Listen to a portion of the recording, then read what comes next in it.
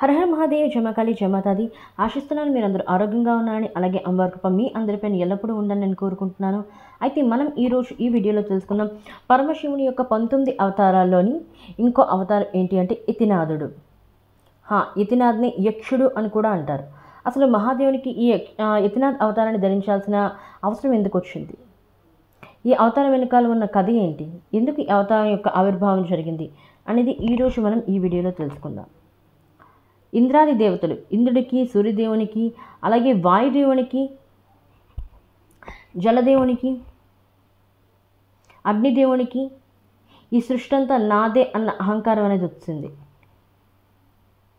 స్వర్గాన్ని పరిపాలిస్తున్నాం, పంచభూతాలు వాళ్ళే కాబట్టి పంచభూతాలు మన నియంత్రణలో ఉన్నాయి. ఈ సృష్టి మన నియంత్రణలో ఉంది, మనం లేకపోతే ఈ సృష్టి అనేది గడవదు అని ఇంద్రాది దేవతలందరికీ వాళ్ళ గర్వం అనేది వస్తుంది, వాళ్ళ అహంకారం పెరిగిపోతుంది. మర్చిపోతారు వాళ్ళ యొక్క జీవన ఉద్భవం ఎక్కడి నుండి జరిగింది, వాళ్ళ యొక్క ఆవిర్భావం ఎక్కడి నుండి జరిగింది. పరమేశ్వరుడి నుండే వాళ్ళ యొక్క ఆవిర్భావం జరిగింది. పరమేశ్వరుడే వాళ్ళకి ఆ ఉపాధులను కల్పించున్నాడు. ఆ విషయాన్ని ఇంద్రాది దేవతలందరూ మర్చిపోతారు. ఈ సృష్టి అంతా మందే, మనం లేకపోతే సృష్టి లేము అన్నంత అహంకారం అనేది ఇంద్రాది దేవతల్లో వచ్చేస్తుంది. అయితే ఇంద్రాది దేవతలందరికీ ఒకానొక సమయంలో స్వర్గం లాంటి ఒక ప్రదేశం అనేది కనబడుతుంది. ఆకాశంలో విహారం చేస్తున్నప్పుడు సూర్యదేవునికి, ఇంద్రదేవునికి, అలాగే జలదేవునికి, వాయుదేవునికి, అగ్నిదేవునికి ఆ ప్రదేశానికి వెళ్తారు. ఆ ప్రదేశం స్వర్గానికి మించినంతగా ఉంటుంది. స్వర్గం కంటే చాలా అందంగా ఉంటుంది. చూడండి, స్వర్గమే అందంగా ఉంటుంది, స్వర్గానికి మించి అందంగా ఉంటుంది అది ఆ స్థలం అనేది. ఆ స్థలానికి వెళ్తారు. అది ఒక మాయాలోకం. అది మాయాలోకానికి ఎప్పుడు రాజుగా ఉండేది యక్షుడు. యతినాథుడిని యక్షుడు అని కూడా అంటారు.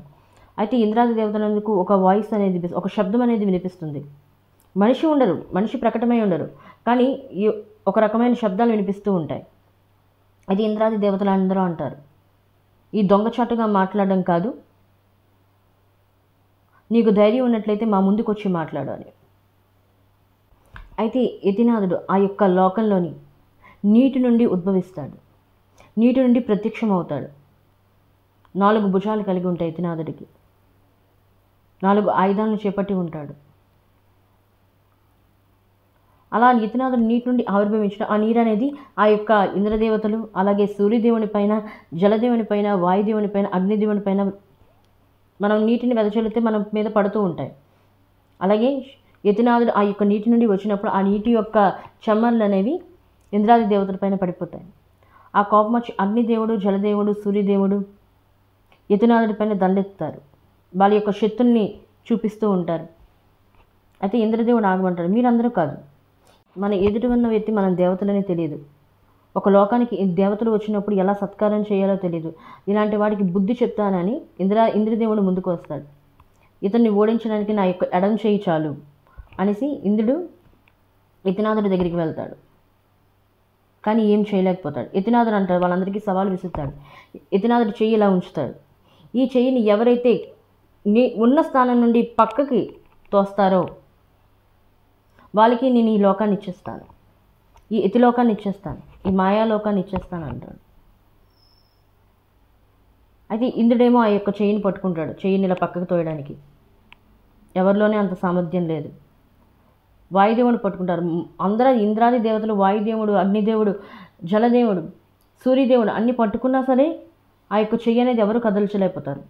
ఆ చెయ్యి నుండి అగ్ని అనేది ఉత్పన్నమవుతుంది, ఒక దివ్య శక్తి అనేది ఉత్పన్నమవుతుంది. ఆ దివ్యశక్తి ఉత్పన్నమైనప్పుడు ఆ యొక్క ఇంద్రాది దేవతలందరి చేతులన్నీ కాలిపోతాయి. ఇంద్రాది దేవతల చేతులందరూ కాలిపోతాయి అది పూర్తిగా. అప్పుడు వాళ్ళు గమనిస్తారు, ఇదేదో దివ్య శక్తి, ఇలాంటి దివ్య ఊర్జ అనేది దేవంకే దేవతలకే దేవుడైన పరమేశ్వరుడి దగ్గర మాత్రమే ఈ శక్తి అనేది ఉంది, ఇలాంటి దివ్య ఊర్జ అనేది ఉంది అని ఆ యొక్క యతి రూపాన్ని ధరించింది పరమేశ్వరుడే అని తర్వాత గుర్తిస్తారు. పరమేశ్వరుడిని వేడుకుంటారు పరిపరి విధాలుగా క్షమించమని. అయితే పరమేశ్వరుడు అంటాడు, ఎంతటి బలవంతుడైనా సరే, ఎంతటి స్వర్గలోకానికి అధిపతి అయినా సరే అహంకారం అనేది ఉండకూడదు. అహంకారం అనేది ఏనాడైనా సరే నాశనానికి దారితీస్తుంది, ఆ వ్యక్తి యొక్క పతనానికి కారణమవుతుంది. మనసులో కానీ ఈర్ష్యాభావం కానీ ఎటువంటివి ఉండకూడదు. అహంకారానికి మించి పనులేవి చేయకూడదు. అహంకారంతో ఎటువంటి పనులు చేయకూడదు. ఎంతటి డబ్బున్నవాడైనా సరే, ఎంతటి పలుకుబడి ఉన్నవాడైనా సరే, ఎంతటి పరాక్రమవంతుడైనా సరే, ఎంతటి లోకాధిపతి అయినా సరే, ఏ రాజైనా సరే అహంకారం అనేది పనికిరాదు. ఎంత డబ్బున్నా సరే వినమ్రతతో ఉండాలి, విధేయతతో ఉండాలి, పరమేశ్వరుని పట్ల భక్తి కలిగి ఉండాలి. ఇది యతినాథుడు ఈ యొక్క సూత్రాన్ని స్థాపించున్నాడు. అహంకారం అనేది పతనానికి దారితీస్తుంది. అలాగే పరమేశ్వరుడు యొక్క ప్రతి ఒక్క రూపం వెనకాల, ప్రతి ఒక్క రూపం ఆవిర్భావం వెనకాల మానవాళికి, ఈ యొక్క సృష్టికి ఏదో ఒక సందేశాన్ని ఇచ్చే ఉన్నాడు పరమేశ్వరుడు. అలాగే మళ్ళా వీడియోలో పరమేశ్వరుని యొక్క ఇంకో రూపం గురించి మాట్లాడుకుందాం. వీడియో నచ్చినట్లయితే లైక్ చేయండి, అనే ఛానల్ని సబ్స్క్రైబ్ చేయడం మర్చిపోకండి. మళ్ళీ వీడియోలో మళ్ళీ కలుద్దాం. అంతవరకు హర హర మహాదేవ్, జయ మాతాది, జయ మాతాది.